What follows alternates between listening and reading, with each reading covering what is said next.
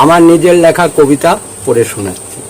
যদি ভালো লাগে আমাকে একটা লাইক করো। কবিতার নাম পূজার বছর।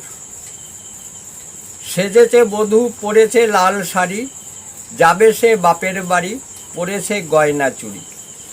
দুর্গা পুজো হয় প্রতি বছর, স্বজন পরিজন আসেন সকল, কত আনন্দের কোলাহল।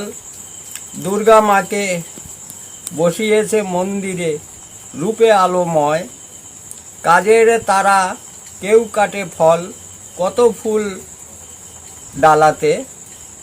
ধূপের গন্ধ ছড়ায় মন্দিরে, মা দেখে দাঁড়িয়ে। দুর্গা মা আনন্দ দেয় প্রতি ঘরে ঘরে, নতুন জামা কাপড় পরে সকলে, পূজা দেখে ঘুরে ঘুরে। বড় বড় পুজো হয় চাকদার প্রতি ক্লাবে, কত সম্মান আছে চাকদার, ভাবে সবাই বসে। আমিও ভাবি, বয়স আমার 60 বছর, কবিতা লিখিলাম। এবার দেখিলাম পূজা, কত পূজা দেখেছি হিসাব নাই তার। এই চাকদা সকল ক্লাবের সর্ববন্ধু সকল জন, সকলের আশীর্বাদ ধন্য, সবাই আরও বেঁচে থাক চিরকাল। ধন্য ধন্য চাকদাবাসী, আমার প্রণাম চরণে সবার।